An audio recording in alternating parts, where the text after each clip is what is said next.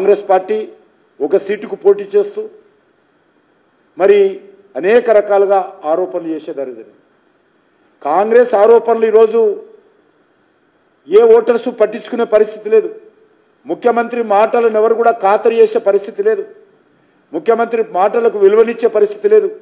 ఎందుకంటే ముఖ్యమంత్రి గారు అనేక రోజులుగా 14 నెలలకు ముందు కూడా మాట్లాడిన మాటలే నిన్న మాట్లాడాడు.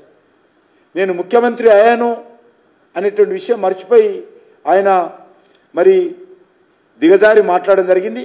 అయినా కూడా ఈరోజు ప్రజలు ఆయన మాటలకు విలువనిచ్చే పరిస్థితి లేదు. కాబట్టి తప్పకుండా భారతీయ జనతా పార్టీ 3 సీట్లలో విజయం సాధిస్తుందనేటువంటి విశ్వాసం నాకుంది. ఆ దిశలో ఓటర్స్ కూడా బీజేపీని బలపరచాల్సిందిగా కోరుతా ఉన్నాను. నిన్నే చెప్పినవన్నీ నిన్నే చెప్పినా నేను ఇక్కడనే ఇదే వేదిక మీదే చెప్పాను. అసలు తెలంగాణకు రేవంత్ రెడ్డి ముఖ్యమంత్రి ఎవరు ముఖ్యమంత్రి అర్థం కావలేదు. ఆయన ముఖ్యమంత్రి, ఆయన పరిపాలన చేయాల్సిన అంశాలు, ఆయన అసమర్థత, ఆయన వైఫల్యాలు, ఆయన చేతగానితనమంతా కూడా మా మీద రుద్దేటువంటి ప్రయత్నం చేస్తున్నాడు. మా మీద బురద జల్లేటువంటి ప్రయత్నం చేస్తున్నాడు. మూసి ప్రక్షాళన చేయాల్సింది ఆయన. ఎవరి అనుమతులు అవసరం లేదు. దానికి మూసి ప్రక్షాళన చేయడం కోసం అనుమతి ఇవ్వడం లేదు. కిషన్ రెడ్డి అడ్డుకుంటుండ అంటాడు. నేను ధర్నా చేసినప్పుడు మీరు అందరి ముందు చెప్పాను, మూసి ప్రక్షాళనకు వ్యతిరేకం కాదు, మూసికి చుట్టుపక్కల ఉన్నటువంటి పేదవాళ్ళ గురించి కూడా ఆలోచన చేయండి అని చెప్పాను. కృష్ణా నీళ్ళు తెచ్చినా, గోదావరి నీళ్ళు తెచ్చి పోసినా మాకేం అభ్యంతరం లేదు. మూసిలో గలగల పాలినా కూడా మేము కూడా వచ్చి అక్కడ సహకారం అందిస్తాము. మూసి ప్రక్షాళన చేస్తే ఆయన గడ్డపారెచ్చి పారదిస్తే మొదటి తార నేను ఎత్తడానికి సిద్ధంగా ఉన్నాను. మూసి మొదటి తట్ట ప్రక్షాళన చేసేటప్పుడు నేను మొదటి తట్ట ఎత్తడానికి సిద్ధంగా ఉన్నాను. కాబట్టి ఆయన ఏదో అడ్డుకుంటున్నాడు, అనుమతులు ఇవ్వడం అని చెప్తున్నాడు. ఈరోజు మెట్రోకి అడ్డుకున్నాడు. మెట్రో ఏడగా ఎక్కడన్నా పిల్లర్ వేసాడా, కాంట్రాక్టర్ వేసాడా, డిపిఆర్ రెడీ అయిందా, టెండర్ అయిందా? నేను ఎక్కడ అడ్డుకున్నా? ఆయన ఈ మెట్రో కట్టడం కోసం నిధులు ఎక్కడి నుంచి తెస్తున్నాడు చెప్పాడా? ఎవరైనా లోన్ ఇస్తున్నారా? అదేది చెప్పకుండా కిషన్ రెడ్డి అడ్డుకుంటున్న మెట్రోకు ప్రధానమంత్రి మేము అడ్డుకునే అధికారం మాకెక్కడుతుంది? నువ్వు చేసుకో, మేమేం అడ్డుకోం. ఆయన మెట్రో నిర్మాణం చేస్తే కేంద్ర ప్రభుత్వం అడ్డుకునే సమస్య లేదు, కిషన్ రెడ్డి అడ్డుకునే సమస్యనే ఉత్పన్నం కాదు. ఏది తోస్తే అది మాట్లాడము, బురద చల్లడము, బట్టగాల్చి ముఖం మీద వేయడము అలవాటు అయిపోయింది. మెట్రో ఏ రకంగా ఎంత డబ్బు ఖర్చు అవుతుంది, ఎవరిస్తున్నారు, ఏ రకంగా చేయబోతున్నారు చెప్పారా తెలంగాణ ప్రజలకేమైనా? నేను అడ్డుకునేటువంటి ప్రశ్న ఎక్కడి నుంచి ఉత్పన్నమవుతుంది? ఏదో ప్రాజెక్టు, ఇరిగేషన్ ప్రాజెక్టు నేను అడ్డుకుంటున్నట. ఎట్లా అడ్డుకుంటున్నా అక్కడ తడగలే. రాష్ట్ర ప్రభుత్వం ప్రాజెక్టు నిర్మాణం చేస్తే మేము అడ్డుకోవాల్సిన అవసరం లేదు. కాబట్టి లేనిపోని ఆరోపణలు చేసి ముఖ్యమంత్రి స్థాయికి తగని దిగజారి మాట్లాడి భారతీయ జనతా పార్టీని నన్నో బండి సంజయ్నో ప్రధానమంత్రి గారిని విమర్శించినంత మాత్రాన ఈరోజు కేంద్రంలో ఉన్నటువంటి కాంగ్రెస్ పార్టీ నాయకుల మెప్పు పొందాలనేటువంటి ప్రయత్నం. ఇవన్నీ వీడియోలు తీసుకొని చూపిస్తాడు. మోడీ గారిని తిట్టాను, కేంద్ర మంత్రులను తిట్టాను, నేను తిడుతున్నాను అని రాహుల్ గాంధీ గారి దగ్గర మెప్పు కోసం తిడుతున్నాను.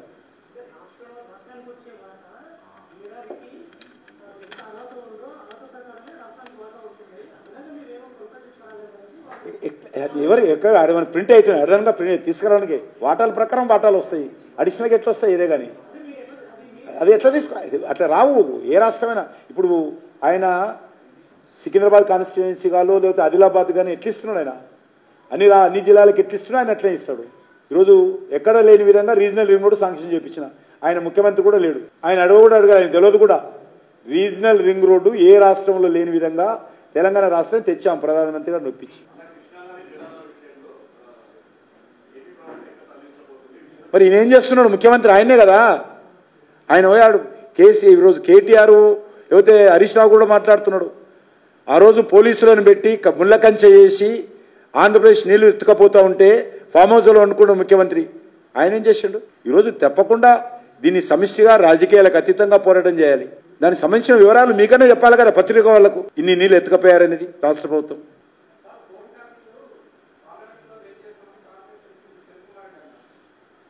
ఫోన్ ట్యాపింగ్ కేసు ఎవరు చేయాలయ్యా?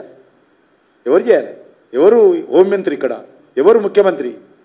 మేము పదే పదే చెప్తున్నాం, మీ చేత కాదు సిబిఐకి ఇవ్వండి అని. మేము హైకోర్టుకి వెళ్ళి కేసు వేసాం, పార్టీ తరఫున వేసాం, బీజేపీ తరఫున రాష్ట్ర హైకోర్టులో ఫోన్ ట్యాపింగ్ కేసులో సిబిఐకి ఇవ్వాలని అడిగాము. ఆయన ఇవ్వమని చెప్పి ఆయన దర్యాప్తు చేస్తున్నారు. హోమ్ మినిస్టర్ ఆయన, స్పెషల్ సెట్ పెట్టింది ఆయన, దర్యాప్తు చేయాల్సింది ఆయన. మేము అడ్డుకుంటున్నాము, మేము చేయలేకపోతున్నాం. ఈ ఆరోపణలు వచ్చినటువంటి వాళ్ళు ప్రభాకర్ రావు గారు కానీ శ్రావణ్ రావు గారిని ఎవరు ప్రభుత్వంలో ఇతర దేశాలకు వెళ్ళారు?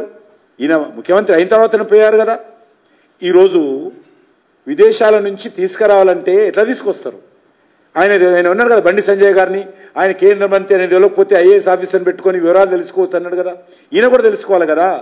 విదేశాల నుంచి తేవాలంటే ఎవరైనా వ్యక్తులను ఎట్లా తేవాలో ఈయన కూడా ఒక ఐపీఎస్ ఆఫీసర్ను అడ్వకేట్ని అడుగునే చెప్తాడు ముఖ్యమంత్రి.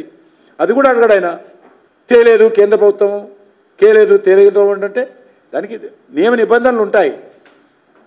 ఇతర దేశాల నుంచి అమెరికా నుంచి తేవాలంటే ఎంత కష్టమో 1996లో బాంబేలో జరిగినటువంటి బాంబు పేలుళ్ల కేసులో 99లో జరిగినటువంటి కేసులో నేరారోపణ ఎదుర్కొంటున్నటువంటి వాళ్ళు ఎంత పోరాటం చేస్తే అనేక సంవత్సరాల తర్వాత అమెరికా కోర్టు అనుమతి ఇచ్చింది ఇప్పుడు భారతదేశం తీసుకురావడం కోసం. కాబట్టి అది ఏది తెలుసుకోకుండా మోడీ గారు ఏమైనా విమానాలు పోయి ఎక్కడో చూసుకొని అని తీసుకొని విమానాలు వేసుకొని వస్తాడా? ఒక ముఖ్యమంత్రి స్థాయి వ్యక్తి దుందుడుకు విధానంతో అవగాహన లేకుండా, పరిపాలన అవగాహన లేకుండా తెలంగాణ ఇంకా నష్టపోయింది. ఇంకా ఈ రకమైనటువంటి మాటలతో ఇంకా నవలోపాలు చేయకూడదు.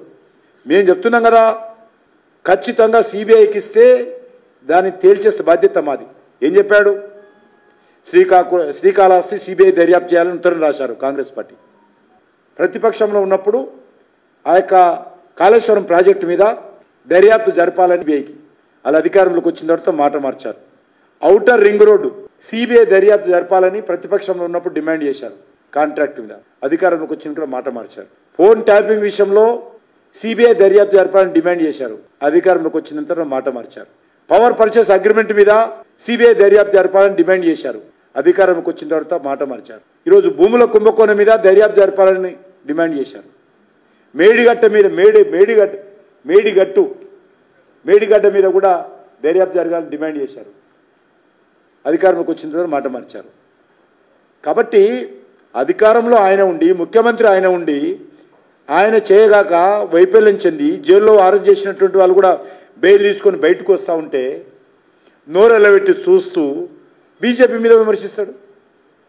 ఎవరైతే కొంతమందిని అరెస్ట్ చేశారో వాళ్ళు స్పష్టంగా చెప్పారు, జడ్జీల మీద దర్యాప్తు ఫోన్ ట్యాపింగ్ జరిగింది, పారిశ్రామికవేత్తల ఫోన్ ట్యాప్ జరిగింది, రాజకీయ నాయకుల ఫోన్ ట్యాప్ జరిగింది, మీడియా అధినేతలు, తెలంగాణలో ఉన్నటువంటి మీడియా అధినేతల ఫోన్ ట్యాపింగ్ జరిగింది, భారతీయ జనతా పార్టీ నాయకుల ఫోన్ ట్యాపింగ్ జరిగింది, భారతీయ జనతా పార్టీ ఆఫీసులో పనిచేసేటువంటి సిబ్బంది ఫోన్ ట్యాపింగ్ జరిగింది, సినిమా యాక్టర్ల ఫోన్ ట్యాపింగ్ జరిగింది, భార్యాభర్తల మధ్యలో ఫోన్ ట్యాపింగ్ జరిగింది. ఇందులో ఫోన్ ట్యాపింగ్ జరిగిన తర్వాత బ్లాక్మెయిల్ చేసి డబ్బులు వసూలు చేశారని చెప్పి కూడా అరెస్ట్ అయిన వాళ్ళు చెప్పారు. కోర్టులో మీరు పెట్టారు ఇవన్నీ కూడా. మరి ఎందుకు బెయిల్ వస్తుంది వాళ్ళకు? ఎవరు చేశారో, ఎవరు ఆదేశాలతో చేశారో కూడా చెప్పారు. అయినా కూడా మీరు చేతులు ఎత్తేసి ఈరోజు కేంద్ర ప్రభుత్వము విదేశాల నుంచి తీసుకురావడం లేదు అని చిన్నపిల్లలాగా మాట్లాడితే దీనికి జవాబు ఏమని చెప్పాలి? ఏ రకంగా చెప్పాలి? మీరు చేతనైతే దర్యాప్తు చేసి దోషులను శిక్షించండి, లేకపోతే సిబిఐకి ఇస్తే సిబిఐ చేస్తుంది. అది రేవంత్ రెడ్డి చెప్పాలి, నేను కాదు కదా. రేవంత్ రెడ్డి చెప్పాలా? రేవంత్ రెడ్డి ముఖ్యమంత్రి, ఆయన దగ్గర పోలీసు వ్యవస్థ ఉంది, ఆయన సిట్టు దర్యాప్తు జరుగుతుంది. నేను సిబిఐ దర్యాప్తు చేస్తే నా ఫోన్ ట్యాపింగ్ అయిందా అని నేను చెప్తా.